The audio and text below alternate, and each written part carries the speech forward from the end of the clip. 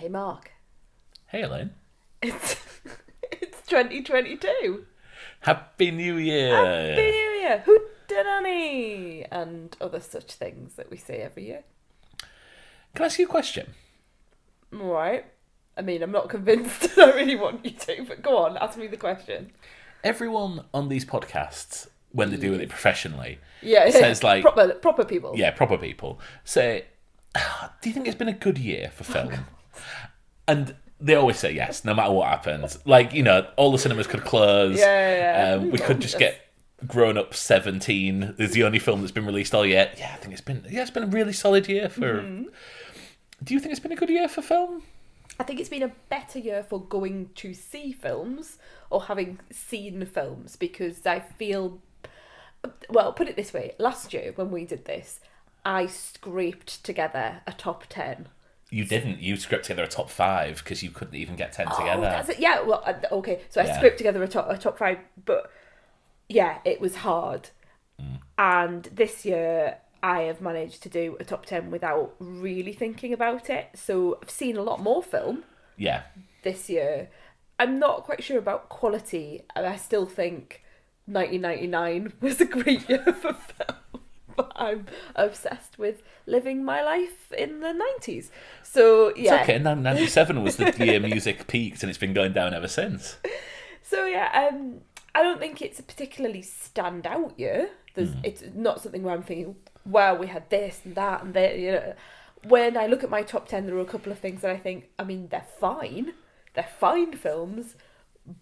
But, yeah, they're not all the best films I've ever seen in my entire life. Yeah, I think, Does that make sense? I think in the stellar years, I would have 10 films that I've absolutely loved.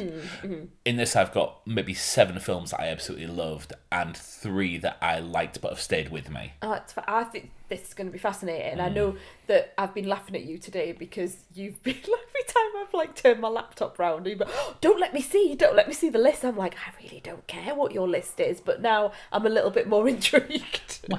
I'm glad that you've got some... You're not just going to be filing your nails while I'm talking. So how are we going to do it? Are we going to do it the same as last year, but obviously with 10 rather than 5? Same as last year. Yeah. So we go through... From 10 to 1. From 10 to 1. We take it in turns. Yeah. And if it appears later... We do the same as... Mark Kermode does with his. And Yes, following on for the professionals. Yes, yeah. So if a film that I mentioned, say at number 10, appears later in yours, we just give each other a nod and we will say, we'll move on and we'll talk about it later. Okay. Otherwise, there's a bit of duplication Yeah. and stuff like that. Okay, so do you want to go first? You can go first. Okay, let me just check what my number 10 is. This is so funny, right? Because everyone at home, so when I just turn around to see what my list is, because I've balanced my laptop behind me, because Mark doesn't want to see what all of my list is. So, so funny, Mark has spent so long on his list and has been prompting me to start mine for days now. He's like, you're going to do your list, and I found every single excuse in the book not to do this list, from getting the washing out of the washing machine, to the fact I'm looking after the child, to the all of these things. I'm just watching him, and he's like, well, I'll watch him. I was like, no, I'm in the middle of playing a game. It's like, but I'm looking at you, mister, you have spent so long on this that the fact I don't even know what my number 10 is just... It really makes me giggle. Well, I think so I think I need to justify my list as well, because there are films that are better than films that I have on here. This is the ones that you like. These are the ones that Minari is a better film than half my list. Okay. And I, would rate it higher in star ratings. But these are films that have stayed with me. I've had a lot of fun watching and would watch again watch them all over Minari. Well, I'll do a disclaimer as well. I'm exactly the same as you. There are many films that I haven't seen this year as well. So I'm thinking of some of even the big blockbusters like Dune and Eternals and things like that I've not seen. So mine is just films I have seen that I liked. Yeah, good.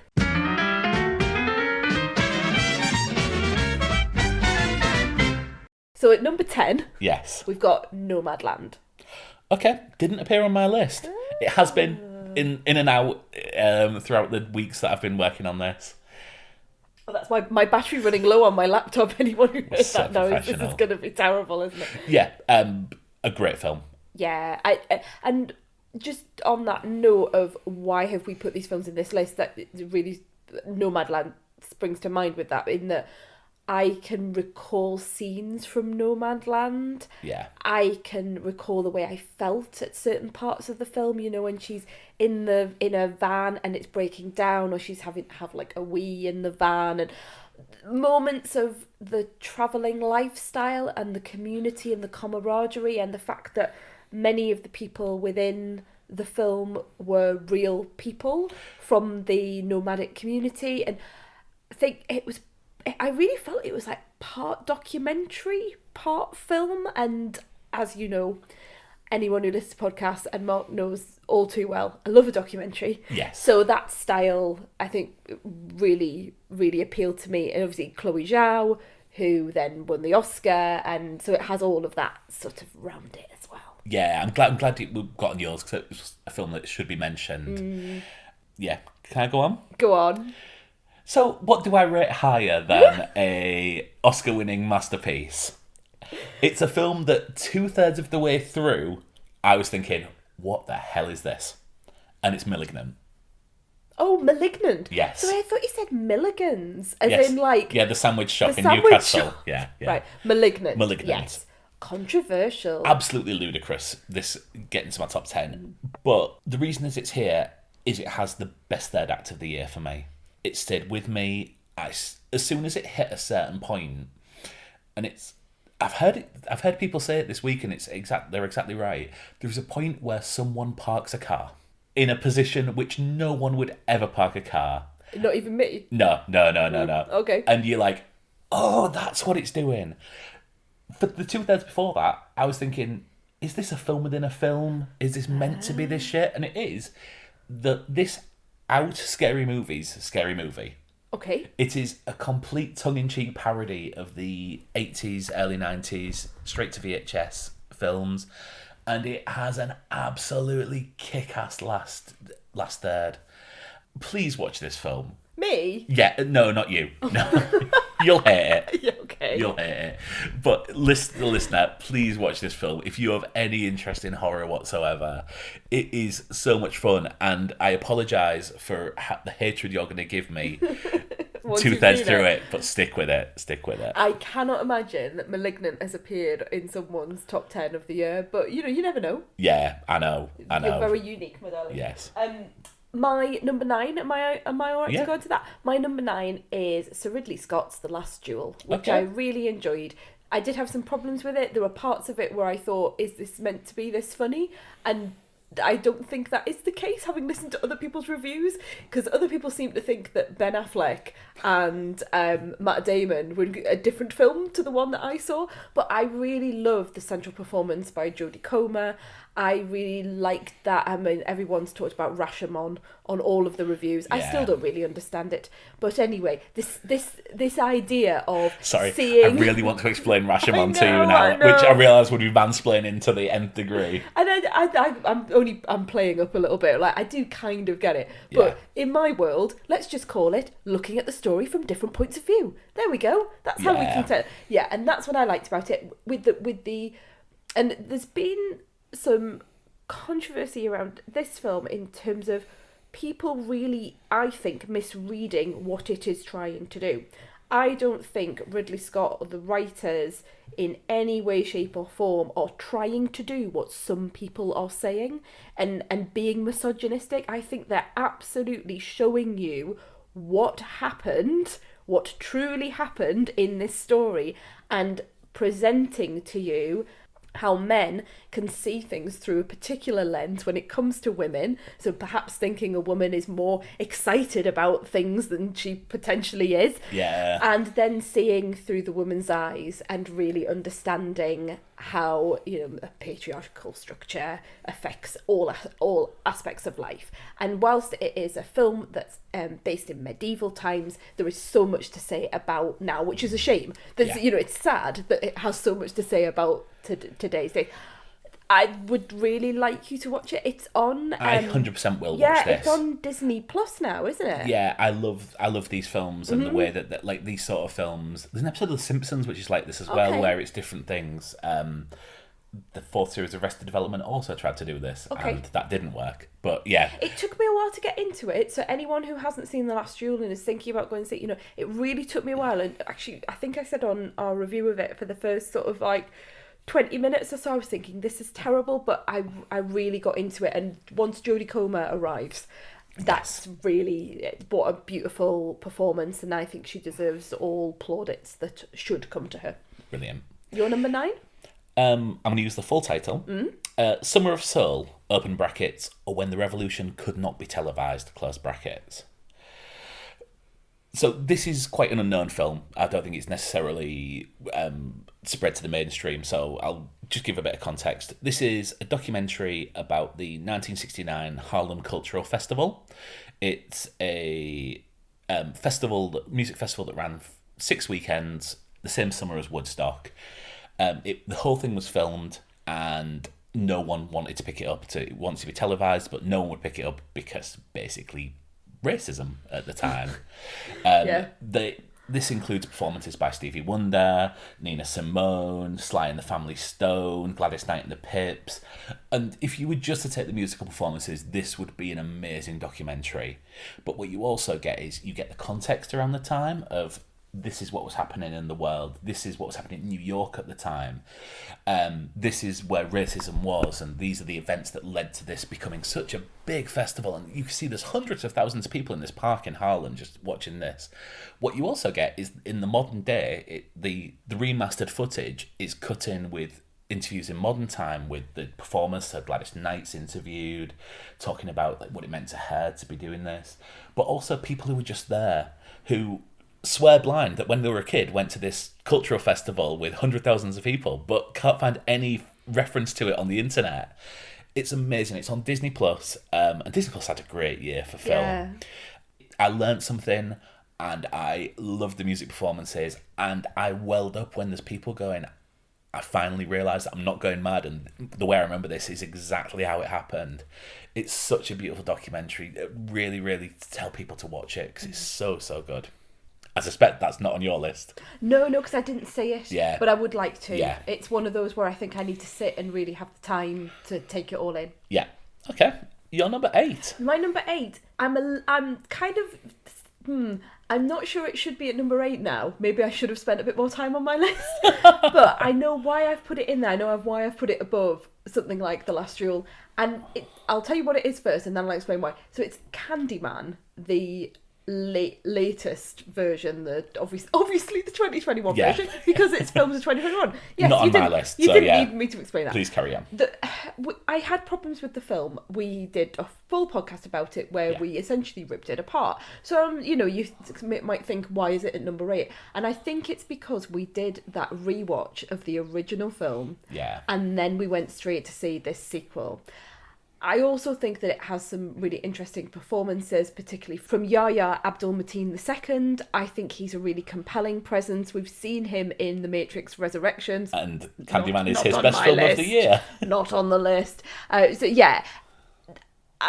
think there is so much to say. The film has so much to say, and it doesn't necessarily say it in the way that I anticipated. I think there might be some issues with the execution, but I still think it's an important film. Yeah. And it takes some of the problematic elements with the original and moves it forward for our contemporary times. And it's a film that just has something to say, bringing it up to date and looking at it in a contemporary fashion. So Absolutely. Whilst, we laughed at the time, didn't we, about the other, there were things about gentrification and things like that. These are still important points, and there's still things that we should talk about. So it is Candyman for 2021, but realistically, in my mind, what I've done is I've conflated that experience of watching the original Candyman, then going into the sequel. And also, for me, a horror film, horror films do not float my boat whatsoever. So it's almost like I'm putting it at number 8. So I'm like,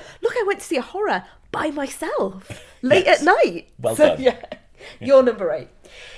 This is another ludicrous one, and won't be on a lot of people's top 10s of the year. but this is Free Guy. You've mentioned Free Guy a lot recently, so it's really stayed been on with my you mind. then. It really has. It just stuck with me. This is the best film this year about someone realizing they are trapped inside a simulation in a computer game, and I'll leave that at that. So I think the central conceit of Ryan Reynolds being a non-playable character inside a computer game is just really interesting. It's not something I'd seen before. I went into this knowing very, very little, and I think that probably helped. So if you've listened to this review, you probably are at a disadvantage to me on this. But I had reservations about Ryan Reynolds' performance. I had real reservations about Taika Waititi's role in this. But I really enjoyed the relationship between Jodie Comer and Steve from Stranger Things. And then I listened to the Cinemiles review of this, and they had real problems with the relationship between Jodie Comer and Steve from Stranger Things. Sorry, I don't know his name. But they really enjoyed Ryan Reynolds' performance and Taika Waititi. And you didn't like So Taika this shows Waititi, it's clearly the greatest film ever made, because it's something for everyone. It's on Disney Plus now, which is like so many of these films. Really check it out. It's a lot of fun. And I really enjoyed it.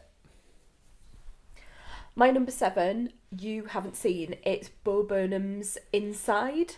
Okay. Which is part documentary, part creative moment, part meme, part song book. I mean, it's amazing. I've heard some people who've said that it's incredibly contrived, that what he's presenting as essentially a year in the life, which is in a room, is a complete fantasy, because he clearly wasn't just in there all the time. His girlfriend lived with him, all of these sorts of things. I've seen people really try and break it apart, but I think it's a really interesting representation of what it is to have mental health illness, and I saw it really as a narrative on depression. Okay. Whether he intended it to be that or not, he does talk about mental health illness and things that happen to him, both in the songs and in the performance itself. I thought it was just creative genius, and I found him, and it's always like this unraveling, this sense of watching someone unravel. It's not something that I'm going to revisit quickly, because I found myself getting low and feeling low and taking on all the feelings that he was sending through the TV screen. So yes, it's not something I'm going to revisit, but I have thought about it a lot, and I listen to the songs all the time. There's one song in particular that come up really, really high on my Spotify end of year, these are all the songs that you've listened to list. Yeah, it keeps on coming up on our shared playlist, and I skip them because I still need to catch up on this. And I didn't really know much about Bo Burnham at all, and then I became slightly obsessed with him, and certainly obsessed with what he speaks about, just not being able to go on stage anymore, and suddenly just having a moment where he's just unable to do what he had been doing for years, and that really stuck with me. And then think about, how do you come back from that? And there's this idea that he was going to come back, and then the pandemic hit, and then what do you do? So all of those, I find him fascinating as a creative force, and he's still dead young. Like, it's so like galling when you look at like, what? I did really good directing on 8th Grade, written and directed by him, I believe, from a couple of years ago. Yeah, I remember you watching that. Yeah, that's a really, really good film. But yeah, again, like sort of documentary style film, and I just loved it. Good. Another one I will definitely check out. You absolutely need to see it, because I don't know whether you'd absolutely hate it. Your number 7, please. Speaking of films that you would like, but you would claim to actually hate. Okay. So this is one that's probably need a bit more context, but my number 7 is Annette. Annette? Yes. Annette. Do you know anything about this? Oh, is this something to do with a band called Sparks? Yes. Right, so I've clearly heard people talking about it on all the many, many podcasts that we listen to. This is a film starring Adam Driver and Marion Cotillard. Ooh. Adam Driver plays a world-famous comedian, kind of confrontational comedian, right. Kind of tries to challenge his audience, a bit like... who's his name? Bill Hicks. Oh, Bill Hicks. Yeah, I understand, yeah. Marion Cotillard plays an up-and-coming opera singer, world-famous opera singer, but yeah, she's Is she certainly Edith below Piaf? him. No, she's not part of the resistance. They are in a relationship and they have a child together. Was Edith Piaf part of the resistance? That's part, not part of this film, honey. Okay, Not part of this film. sorry, carry on. They have a child together, which in this film is played by a marionette. In some, Right. yeah. Okay. Also, should add, this is a full-on musical, almost an opera, because there's very little spoken word in this, and all the songs are written by Sparks. I really want to sing Should Regret No but I'm not going to. Carry on. Okay, so Sparks is this band that I had never heard of Really? until very, very recently, when they seem to have just appeared in the zeitgeist. They've had a hell of a year, because there's also the documentary by Edgar Wright about them. They are an American band that's very British in style. Yeah. They did This Town Ain't Big Enough for the Both of Us. That is it. That's all I know. They were a band that I didn't really care about until having seen this film, and I've sort of investigated their works. Have you seen the Edgar Wright Not documentary? yet, no, but I will do. I will do after seeing this. This starts with a song called "So May We Start," which is my song of the year. It must 100% appear in our shared playlist on Spotify. I might have skipped over it or and something. it's so well staged. I noticed today that it's been picked in the long list for Best Original Song at the Oscars. Oh. And I really hope it gets nominated, Yeah. because I cannot wait to see Sparks and Marion Cotillard and Adam Driver and Simon Helberg from The Big Bang Theory And the perform marionette. this at the Oscars. The marionette isn't involved at this okay. point. It's absolutely batshit crazy, and it doesn't go the places you expect it to. But it is amazing, and it is 100% stuck with me. So this is why I have. That's why it's number 7 on my list. Can't do number 6 because my laptop's turned off. I've got to get these jack.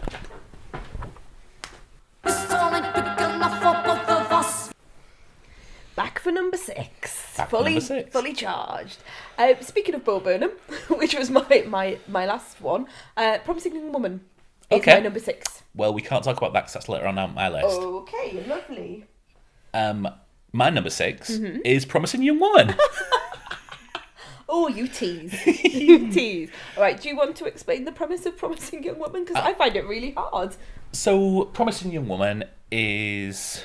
It's difficult, isn't it? I've called it a revenge drama following a traumatic incident in Kerry Mulligan's character's life. Yeah, Kerry Mulligan has do it? had a bad experience at college, which has affected her life. She is the titular Promising Young Woman. Which is a play on promising young man, which is often used in cases where men have been accused of sexual assault, rape, and someone is like, he's such a promising young man. He's got such, we can't send him away or to prison or do anything bad to him because he's got all these wonderful things to happen in his life going forward. Yeah, during the duration of the film, she meets Bo Burnham and starts to date him, and they have a lovely relationship. They do. And I was rooting for them all the way through. This still breaks my heart. This film. Do you still think about because I remember at the time you were really affected by it watching, because obviously it's Emerald Fennell. I think people call her Fennell or Fennel. I call her Fennel, but yeah, she tastes of aniseed. Yeah. It's her film, written and directed. I best know her as Camilla in The Crown, which I'm sure she hates now because she's obviously Oscar winner and all. Is she a winner? Did she? Yeah, she won Best Original she did, Screenplay. Yeah. So all of that sort of thing has come and gone for her, but it's clearly a film that is trying to open your eyes to a number of things. And you said that you had a quite a visceral response to this film as a man in his 40s thinking back to if you went out in clubs and went to college in the 90s you would have seen this will make you question what happens and I've heard a lot of people say the same thing. It's I think this is absolutely genius, and it would be higher were it not for the fact it falls apart in the last 10 minutes for me. Yeah, same for me. Yeah, it's it was 5 stars all the way through to the point it wasn't, which is a shame, but I don't think it spoils it. Oh, it doesn't take anything away. No. And I think it's a controversial ending. I think it's an ending that can be taken in a number of different ways. There are many women who I really respect and read their reviews, and they looked at it totally differently from the way that I felt, not let down, but, you know, I just felt like, oh, I didn't want it to be like that. And then other people said, no, this is exactly the way it should be, and this is why. So people I respect have gone down that route. But yeah, I thought it. I'm looking at the rest of my list. I thought it might be higher at the beginning of the year when we saw it, but other things have come along that maybe I've enjoyed a little bit more. Okay. Well, it's officially the 6th best film of the year. Of course it is. If we're both in agreement. Wow. Yeah. So you need to do your 5th best film. So my 5th best film is Judas and the Black Messiah, which is Daniel Kluwer and Lakeith Stanfield and Dominic Fishback, who is my MVP of this film. I think she's a beautiful actor. And sorry, are you looking at? It's not on my list, but it's not all right. Okay, you're just giving me a look. It would be nice to be offered, you know, the chance. It was on my long list and quite easily could have stuck in there. Yeah. We watched this early in the year, and I didn't realise it was this year until I sort of started assembling my list, and I've not really thought about it, so that's why it didn't quite make the list. But yeah, I'm absolutely delighted that it's on yours. Yeah, and again, this is a true story of Fred Hampton, who was the chairman of the Black Panthers in Illinois. So we're looking at a period of history that I didn't really know very much about. I learned more in this film about the history of the Black Panthers, about the work that they were doing in the community, than I have in any other film. You know, often you see sort of a snippet of the Black Panther Party, and it's not necessarily shown in the greatest of lights. I don't remember seeing a film like this that really goes into such detail and depth about the day-to-day activities of that party. They and provided the way security at the Harlem Cultural Festival of 1969. Oh, did they? Spoilers. Wow. But you know, those moments where you see people supporting education, where you see people giving clothing and do it socially, working for the community. And I thought it really, whilst having a thriller, and I'm going to put that in inverted commas, element to it, in that there is someone who becomes involved in the party that perhaps doesn't have the best interest of the party at heart. Not going into it, I know it's a true story, but I don't want to go into anything there. But, you know, there are these sort of thriller elements to it. The bit that I really took away was really learning about Fred Hampton, learning about the people who were involved in the party with him, and really being educated about that time in history. And still being educated right up until it's one of them films with closing text. And we were like, there was some facts that are revealed about there where we're like, what? Yes. Yeah, absolutely. And having seen also seen some things with the family of Fred Hampton, his son, in particular, who I think is the chairman now, and that real sense of being able to tell a story that is really important to that family, that's really important from a historical perspective, and being able to tell it well. I really like that about it. This was their story, and they were able to put that forward. Oh, where are we up to? Number 5. Number 5. My number You're 5. number 5, right? Yeah. I need to look at you at this one. Oh. My number 5 is Last Night in Soho. Nope. You can't speak about that yet. Right, sorry. I thought you were going to say it's not on your list. I was like, wow, that's... not yet. Right. So, my number 5 is... No, you've just done your number 5. I've done 5. My number 4... That's why you need to number your list. I know. Spend a bit of time on it. I'm literally turning around. Number 4 is Spider-Man No Way Home. Okay, that's interesting, because... Is it on your list? My number 4 is Spider-Man No Way Home. Oh, great, okay. It's the best Marvel film of the year. Yeah, I think it's one of the best Marvel films I've ever seen, but then I don't really remember the other ones. I would put it in the top 5. Which is no mean feat. I can't quite... Do you think it's the best Spider-Man? It's the best Spider-Man. It's the best sort of Spider-Man. the other versions of Spider-Man. Even like the Maguires and things like that. I love Spider-Man 1 and 2. And Spider-Man 1 and 2 are conventionally great Yes, films. yeah, very whereas traditional. this, and we've just done a half an hour Yeah. podcast on this, so I would refer to people to that if you want a greater insight on this. But this uses every smoke and mirror technique to, and I am, that being Yeah, the you first loved of it, these. didn't it? Yeah. I loved it. I was in the first performance of the day in Newcastle.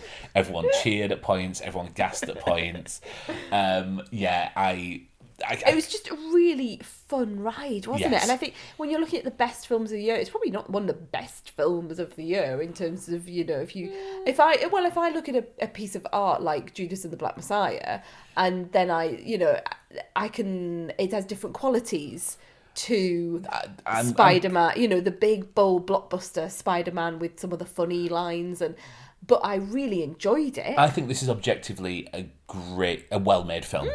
So yeah, I would disagree with that. That is, yeah. Well, no, I'm not saying that it's not a badly made film. I'm just saying that in terms of, I suppose it's the feel of it. Yeah. The feel of a film like Judas and the Black Messiah is very different.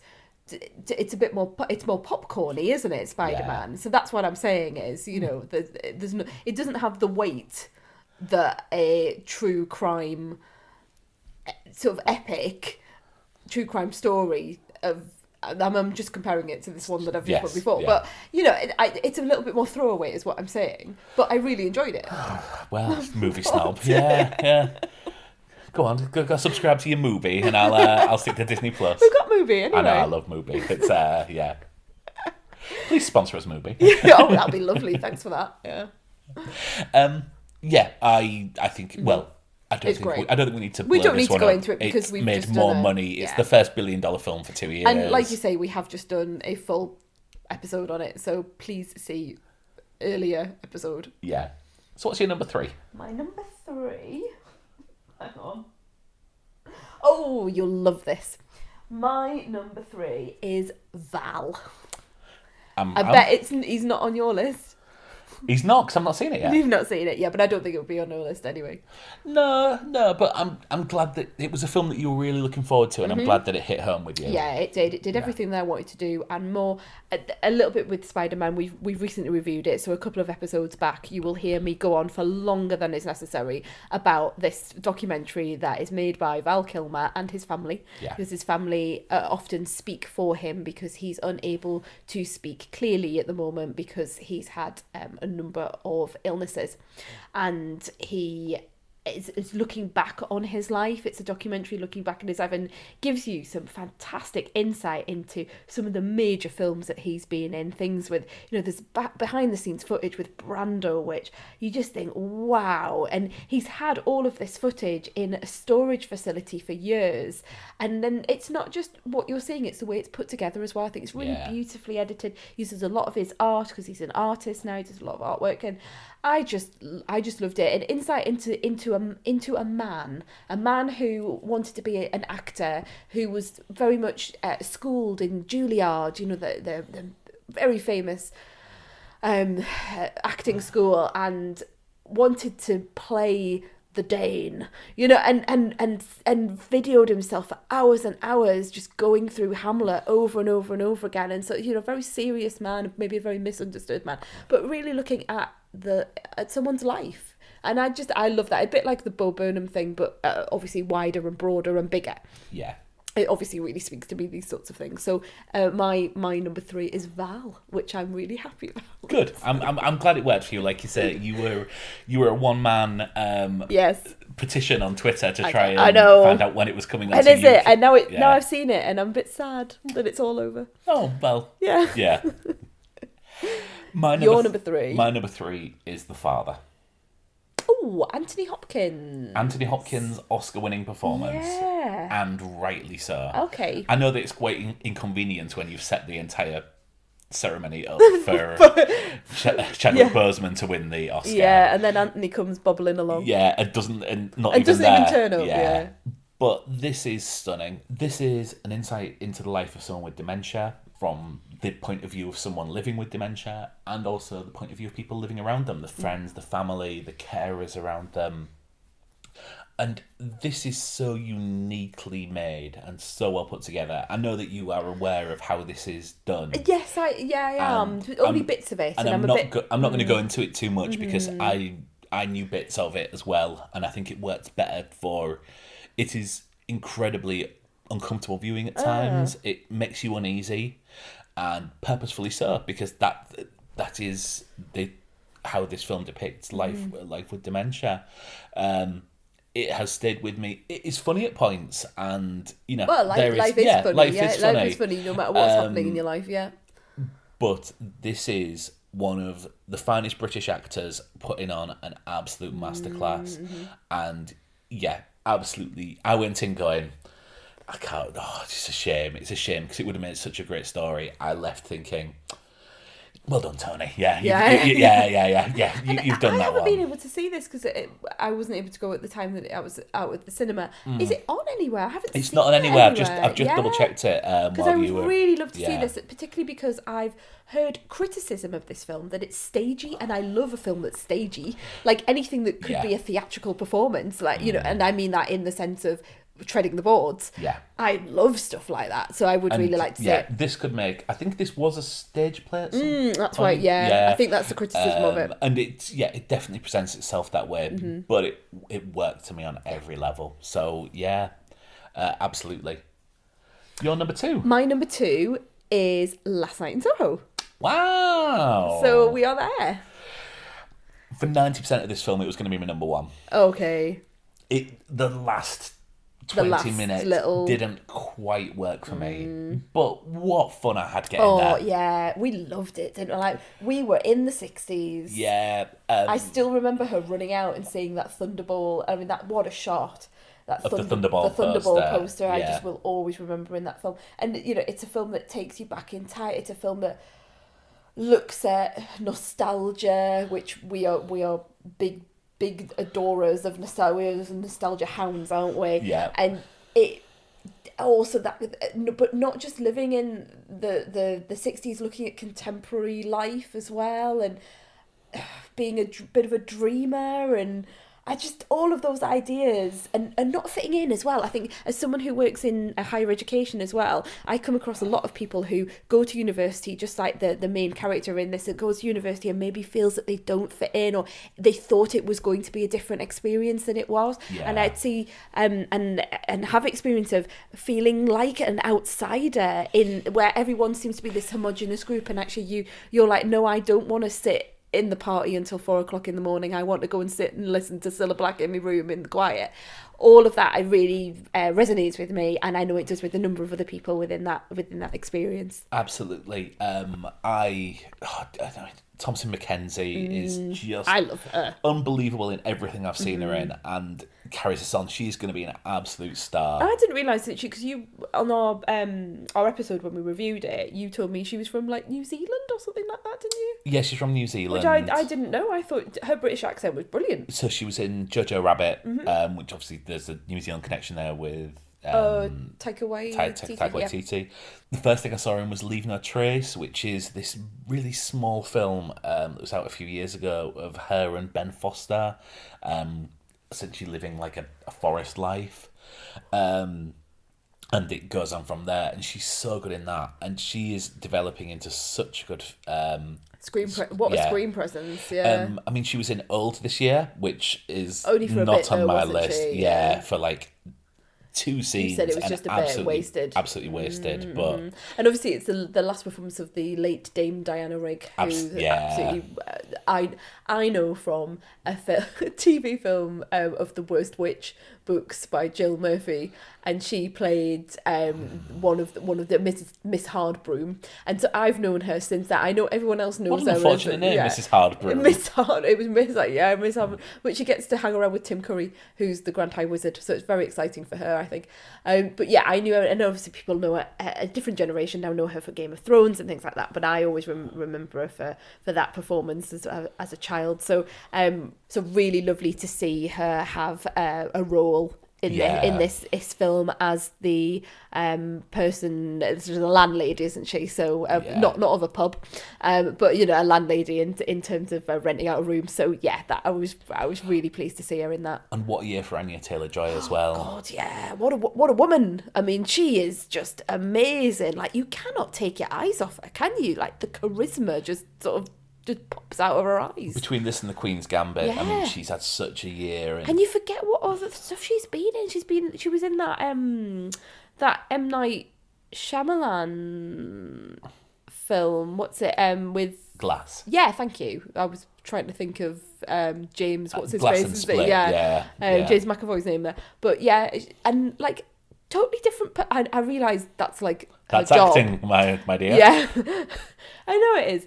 I mean, she's going to go into so much. I mean, she's in... And she's so young as well. Like, she could do anything she she's likes. in The Northman next year, which looks really Okay, interesting. She's also in Super Mario Brothers the movie. I mean, as she Princess might need a bit of a break. Poor woman. So she's doing a lot. Get your money in while you can. It's a short career. But I'm just thinking, does that mean our number one's the same then? Our number one must be the same. I've still got 2 to go. That was your number 2? Was that my number 2? Yes. And you haven't done your number 2? I've done my number 2. Oh, go for your... I don't want to say number... Go for your number 2 again, Mark. My number 2 is Sound of Metal. Okay, so I haven't seen Sound of Metal. Yeah. Right. First film by Darius Marder, with Riz Ahmed playing Ruben, who is a drummer in a band and a recovering addict. He wakes up one day having lost his hearing. Mm-hmm. Of course, I love this film because it's the second best film of the year for me. This, as someone with some insight into the deaf community, this touched me in so many ways. The point is that no one's a baddie in this. Everyone is acting in their best intentions, and I think with so many of these films, you're expecting someone to break bad at some point and do something wrong, and you're expecting a certain person to walk through the door, or a certain person to hook up with someone who they shouldn't, or something like that. Spoilers, that doesn't happen in this film. It's just a beautiful journey into someone who's really struggling to adapt to a new way of life. Olivia Cooke, I'm in love with and didn't recognise her halfway through this film. Lauren Ridloff, who I have spoke about in The Eternals and Walking Dead, I am also in love with, and is amazing. Got a lot of love to give at the minute, love. Yeah. Paul Racy plays a mentor to Ruben, and he is a jobbing actor in his 70s who was brought up as a hearing child of 2 deaf parents in real life. Okay. He absolutely brings it in this film and managed to get an Oscar nomination from it. And I remember that, at yeah. 70, it's such a brilliant performance and such heart and such sympathy and such... I for a long time, I wanted to watch this film and set every spare moment. You did I say to me, yeah. to you, and I don't know if think you were in the mood for it. I think it's too close in terms of our experience. So I would say it's not the film you think it's going to Okay. be. I found it incredibly positive, and I was in tears about 4 times through this film, which isn't. Well, I think that might be the problem. I don't. Yeah. I think it's going to have lots of things to say about being deaf and having hearing loss, But and the maybe tears- I'm just not quite No, there the tears for were it. not sad tears. The tears are it's life affirming. This film. Well, that's what I mean. I Yeah. think it's going to...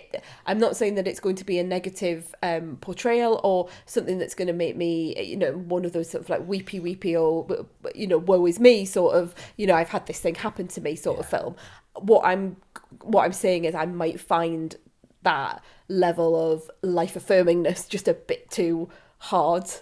Do you know what I mean? I don't think I could... How can you find something so positive hard? No, I'm not saying to put it, but sometimes those things touch you in a way that you don't quite... I don't want to be emotionally touched, is what I'm saying. It's like, I just want... Well, I'm sick of... there's a title of your autobiography. I kind of just... You want to be a robot. I want to... I'm quite happy in my little world of robotics. Thanks very much. But yeah, I understand what you're saying. I do understand what you're saying. And maybe I just need to be in the right moment. It's a beautiful film, and in any other year, I think it would be number 1. However, However, I think we've managed to pick the same number one. I think we Unless have. you've made a huge mistake and forgotten a film, Nope. or I've made a huge mistake and forgotten a film. nope. I think we've got the same film. Well, do you want to go your number one? My number one is Palm Springs. That is my number one of the year. Yes. And it's actually one of my favourite episodes of ours from this year. Yeah. And it was the episode that I picked when Em from Verbal Diorama came and asked us to pick an episode to put up when we were when we were incredibly, surprisingly, and running around the kitchen for about 3 years, British Film Podcast of the Week. Yes. For film stories. I'm still saying that in an incredulous voice because I'm still like a little bit overawed by it all. But anyway, yes, and I picked the Palm Springs episode as a sort of this is what we kind of sound like. I think that's well. I think the joys of that is the fact that you know nothing about this going in. Yeah. And I think that really helped my experience as well. Yeah. I've since watched it again. Oh, have you? Yeah, not like I've had it on Recently? I was off work and I think I was looking after Blake, and so I just put it on in the background, and it works even better the second time. Yeah. I don't think we should really. I don't want to go into anything about it, to be honest with you. Because I think it works best knowing as little as possible. Yeah. And it was just one of those films we just shoved it on. We had heard it. Yeah, I think you had heard about it more than I had. I knew everything about it, and I'd been waiting for 9 months for it to come out. I had sort of heard of it on the grapevine as well, saying, "Oh, there's this film." I mean, I'm so in love with it. I like really want to get a poster. We're doing our living room at the minute, and like it's going to take all of my might not to just put a great big Palm Springs, get my teeth in, Palm Springs film poster up right in the centre, above the sofa. So yeah, I just absolutely love it. I keep looking out for like t-shirts and things like that with it. I find the central performances just stunning, so funny and yet so melancholic, so much to say about life and things that you've done and regrets and making a new life with someone, all of those things that like really hit me in particular. I was absolutely emotionally touched by this film and didn't think that that's what would happen when we sort of go, let's put this sort of comedy film on one Friday night sort of thing. I love also the soundtrack, and I listen to the soundtrack quite a lot. It's one that's constantly on repeat for me. I mean, Andy Samberg is someone who I first found doing daft little internet videos in the mid-2000s, and then I followed his career through him joining the cast of Saturday Night Live and then leaving the cast of Saturday Night Live. I really, really want to show you Hot Rod, one of his films from early on in his career. Okay. Because this is a certain type of film, but you also really enjoy Pop Star, Never Stopping. And I should hate that film, but I also really like all of his incredibly rude and explicit videos. They're like parodies of songs or song types, don't they? Yeah. Which I'm not going to go into on this podcast, but some of them very, very suspect titles, very, very explicit lyrics, but the funniest things that I have ever listened to, and things that you will often just sort of like sing a line to me when thankfully no one else is around, just to make me laugh. I did it this morning with our son likes to throw things on the ground, and he had his band The Lonely Island with two of his friends who became sort of writers on Saturday Night Live the same time he joined, have a song called Throw It on the Ground. So that whenever I'm playing with Blake and he's throwing stuff on the ground and finding it hilarious, that's what goes through my head. So yeah, I found myself humming that, and then put on the video while you were trying to talk to me and you got angry. Oh, is that what happened? Yes. Yeah. But yeah, I think Andy Samberg, you if you saw sort of Pop Star, Never Stopping. Thank you. If you saw that, you saw maybe some of the videos, you might think, oh, I don't think I can take much of him. I think it's a different performance in this film. You see flashes. I think you see flashes of that comedic energy and that manicness. But I think there's a melancholy to it, and there's a thoughtfulness to it that I hadn't seen in the other performances. And I really found myself think, wow, this is quite an introspective performance from Sandberg, which I really enjoyed. Absolutely, it's available to watch as part of your Amazon Prime subscription. Amazon are not a sponsor of this show. They certainly aren't. But hello. If Jeff Bezos wants to sponsor us, we've got very reasonable rates, and I reckon he won't notice a few million if we bump up the price a little bit. Then we can do this full time. And that would be nice. Yeah. Oh, the dream. Yeah. Oh, the dream. Oh, Jeff, get in touch at the honeymoon pod.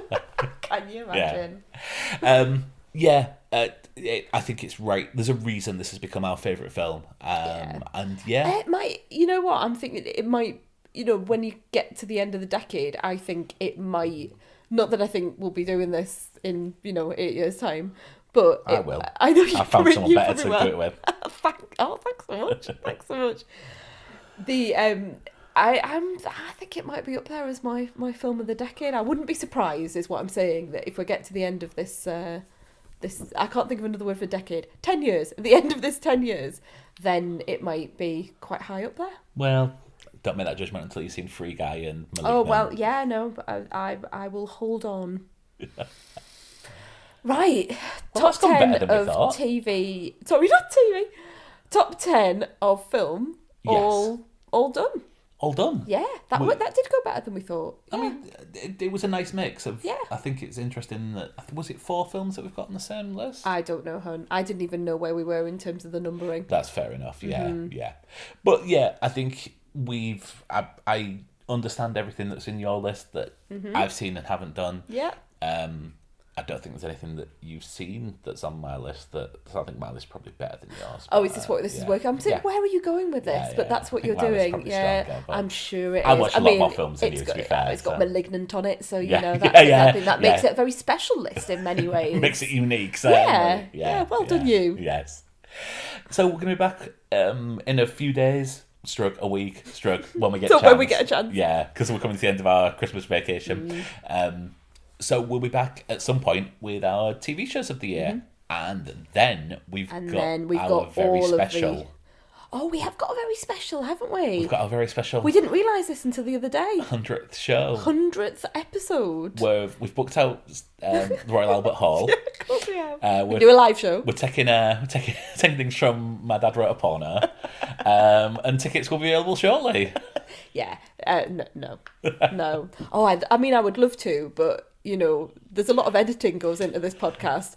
If people saw us actually doing it live, I think, the glamour and the wonder would be gone. It's like my mum and Neil weren't mine. It's fine. That's true, yeah. Just £100 a ticket. Yeah. There we go. Made our money back. I think it costs significantly more than £200 to hire the Royal Albert Hall, honey. Well, I might be having a bit of a quiet time at the moment. Yes, so we will be back. We'll be back with TV. We're going to do Christmas, the things we've watched over Christmas and New Year, and that will be our 100th, won't it? Our 100th Maybe. episode. Well, we're trying to, here we are having editorial conversations on the podcast again. But we were trying to think, what should we do for our 100th episode? So maybe we should do something special around it. Maybe you should watch the entire series of Justified and then we'll talk about it. Oh, yes. Oh, sorry, are you going to mention The Expanse or anything like just ticking off all the podcast bingo? The Expanse. Okay, good. There's live episodes coming through, and I'm just taking a little rest. I watched too much, as I realised, to get up to speed, and then I'm waiting for them all to be out so I can binge them. Okay, off we go. Thank you very much, everyone, for listening to this ramshackle episode of a podcast. You can find us on Twitter or Instagram at The Honeymoon Pod. And if you would like to leave us a review, you can do so on iTunes, and you can also drop a rating on Spotify now. So drop a rating. I believe that's what the kids say. It's what the kids are saying. So if you'd like to give us a 5-star rating, please, then you can do so on Spotify. So we'll see you next time.